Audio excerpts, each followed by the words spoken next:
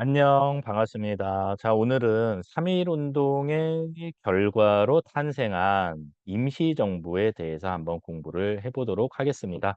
자, 임시정부는 어떻게 결성이 됐고 어떤 활동을 했으며 그 이후에는 어떻게 됐을까요?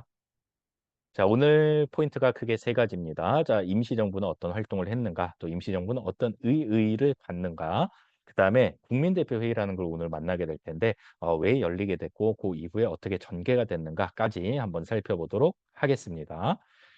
자, 임시정부는 모두 몇 개일까요? 한 개, 두 개, 10개? 10개는 좀 오버인 것 같아요. 3.1 운동 이후에 임시정부가 크게 세 군데에 결성이 됩니다. 자, 먼저 위에서부터 볼까요? 자, 블라디보스토크 지역, 여기가 연해주 지역이죠. 자, 여기에 대한국민의회가 결성이 되고요.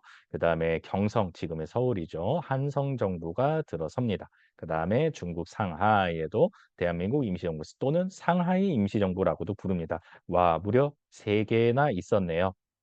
자, 좀 지역적 특성이 있어요. 자, 이 지역 있죠. 만주, 연해주 지역. 자, 이 지역의 독립운동가들은 주로 일본이랑 맞짱을 떠서 독립을 얻어야겠다. 무장투쟁론을 주장했던 사람들이 많았어요. 자, 한편 상하이는 어떤 지역입니까? 외국 봉사관들이 많은 지역이거든요. 그러니까 외국 대사들이 많았다. 이렇게 생각을 하면 돼요. 그래서 이 상하이에 있던 독립운동가들은 우리 외교를 통해서 일본을 물러나게 하자. 외교론이죠. 그다음에 일단은 우리 실력을 키운 다음에 일본이랑 맞짱 뜨자. 그게 바로 실력 양성론이죠. 그래서 약간 좀 독립운동가들의 성향이 달랐다. 독립운동의 노선이 달랐다라는 거 좀 일단은 머릿속에 집어넣고 따라오면 되겠습니다. 자, 이랬던 것이 "야, 우리 세 개 좀 너무 그런데 우리 하나로 일단 합치면 어때? 힘을 합쳐야지." 라면서 통합 논의를 거쳐서 1919년 9월 달에 통합된 대한민국 임시정부가 뿅 하고 탄생하게 되는 겁니다. 어떤 특징을 갖고 있을까요? 일단 정통성, 즉 법통은 한성정부를 계승을 합니다. 그다음에 위치는 어디에 두느냐? 상하이에 두게 되는 거죠. 상하이는 아까도 얘기했지만 외국 공사관들이 많았기 때문에 외교 활동에 유리한 측면이 있었다. 그런데 통합된 임시정부가 상하이에 있었다라는 말은 아하, 앞으로 임시정부는 외교 활동에 집중하겠다라는 의미로 여러분들이 추리를 해내면 되겠습니다. 체제는요, 당연히 민주공화제를 채택을 하게 되고요. 자, 대통령에는 이승만, 그다음에 국무총리에는 이동휘를 선출을 하게 됩니다. 참고로 이승만은 외교론자이면서 민족주의자고요. 이동휘는 무장투쟁론자이면서 사회주의자입니다. 그러니까 어떤 의의를 가지고 있느냐? 지역 통합했죠. 이념, 사회주의, 민족주의 통합했죠. 노선, 무장투쟁론, 외교론, 실력 양성론 다 통합을 했다. 결국은 키워드는 두 글자로 통합이라는 의미를 가지고 있다라는 얘기예요. 어떤 활동을 했는지 볼까요? 자, 외교 활동에 치중했다라고 이야기를 했었네요. 자, 프랑스 파리에는 파리 위원부, 그다음에 미국에는 북미 위원부를 설치를 해서 여러 가지 외교 활동을 펼쳐 나가게 됩니다. 북미 위원부 잘 기억해 주세요. 수능에서 정답으로도 많이 보였던 키워드입니다. 그다음에 활동을 하려면 비밀 조직이 필요했던 거예요. 왜냐하면은 지금 국내 상황을 알 수가 없잖아요. 상하이에 있기 때문에. 그래서 비밀 행정 조직을 하나 만듭니다. 그게 바로 연통제라는 거고요. 그다음에 통신 시설, 그다음에 비밀 통신망을 또 구축하기도 하는데 그게 바로 교통국입니다. 여러분들은 이걸 따로 구분하기보다는 그냥 연통제 교통국 나오면은 임시정부다. 요렇게만 찾아 나가면 되겠네요. 돈이 필요하잖아요. 이 돈을 마련하기 위해서 독립공채를 이제 발행을 하게 됩니다. 그래서 이제 파는 거죠. 독립공채가 뭐냐면은 요새로 치면 국채라고 보면 돼요. 국채. 나라에서 어떤 증서를 발행을 해 줘요. 이걸 이제 사람들이 돈 주고 사는 거죠. 이게 뭐냐면은 나중에 우리가 독립이 됐을 때 그 증서를 갖고 있는 사람들한테 돈을 주겠다 이런 얘기예요. 약간 주식 같은 국가에서 발행하는 주식이라고 생각을 하면 되겠습니다. 지금은 우리가 나라를 빼앗긴 상태이기 때문에 임시정부가 발행한 주식 그 정도로 여러분들이 느낌을 가져가면 되겠죠. 기관지로서 독립신문을 발간하기도 하고요. 여기서 여러분들이 혼란이 옵니다. 선생님, 독립신문은 예전에 서재필의 독립협회와 관련 있는 신문 아닌가요? 맞습니다. 그런데 이름은 같고요. 내용은 전혀 다른 신문이라고 보면 됩니다.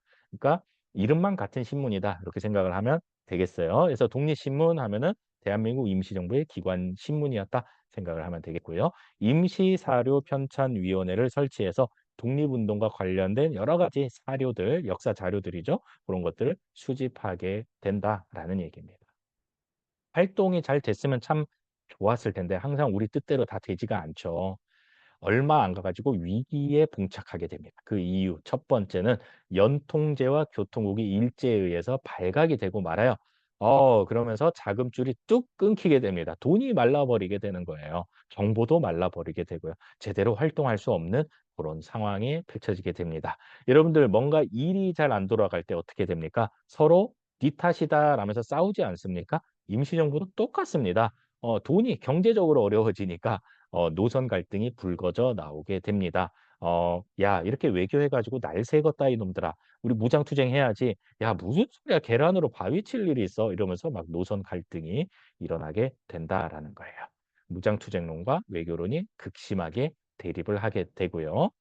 설상가상으로 이 와중에 이 당시에 대통령이었던 이승만이 국제연맹이라는 기구에 "우리나라 좀 대신 일본 대신에 당신네들이 우리를 좀 통치해 주세요."라는 위임 통치를 청원, 부탁했다는 사실이 드러나게 됩니다. 이거를 이승만의 국제연맹 위임 통치 청원 사건이라고 부르는데 다시 한번 정리를 하자면 이승만이 국제연맹에 "일본 대신에 우리를 통치해 주세요."라고 부탁한 그런 사건이라고 보면 되겠습니다. 참고로 국제연맹은 1차 세계대전 끝나고 만들어진 국제기구라고 보면 돼요. 2차 세계대전 끝나고 나서 만들어진 거는 국제연합, 지금의 유엔이고요. 이 당시는 1차 세계대전이 끝난 직후였기 때문에 국제연맹이라는 그런 국제기구가 있었다라는 얘기예요. 그랬더니 신채호라는 사람이 극심하게 이승만을 비판하기 시작합니다. "아니 이완용은 있던 나라를 팔아먹었지만 저 대통령이라는 이승만이라는 작자는 없는 나라조차도 팔아먹는구나." 라면서 엄청나게 비판을 하면서 "임시정부는 더 이상 필요가 없어." 개편을 요구를 하게 됩니다. 자 이렇게 혼란스러운 상황 속에서 "앞으로 임시정부가 나아갈 방향에 대해서 좀 논의를 해 봅시다."라면서 1923 년도에 국민대표회의가 열리게 됩니다. 이야기가 잘 되지는 않아요. 왜냐하면은 이 국민대표회의에서 창조파와 개조파가 서로 대립을 했기 때문입니다. 대표적인 창조파라고 하면은 신채호 선생이라고 볼 수 있어요. "더 이상 임시정부는 필요 없다. 새롭게 만들자."라는 게 창조파의 주장이었어요. 기존의 임시정부를 해체하고 새롭게 만들자.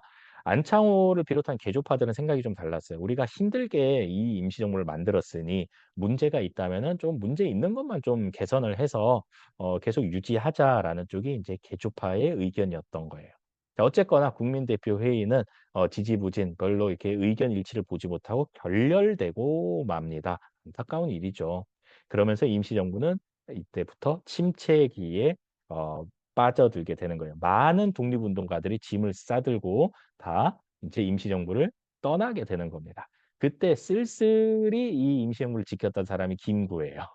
나중에 또 이야기가 이어지게 될 겁니다.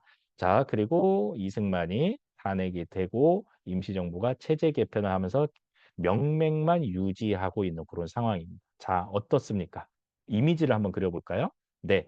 3 개나 있던 임시정부가 하나로 통합돼서 야심차게 이런저런 활동, 특히 외교 활동에 이제 집중을 했죠. 그런데 연통제 교통국이 발각이 되면서 자금줄이 끊기고 니 탓 내 탓하면서 서로 싸우니까 임시정부를 좀 어떻게 한번 개선을 해 볼까라면서 국민대표회의가 열렸으나 결렬. 그때부터 침체. 그 침체기에 쓸쓸히 임시정부를 지켰던 사람이 누구라고? 그렇죠. 바로 김구입니다. 김구가 나중에 한 8 년쯤 지나서 세상을 깜짝 놀라게 해 줍니다. 그 이야기도 우리가 다음에 한번 또 살펴보도록 하겠습니다. 오늘은 여기까지. 안녕.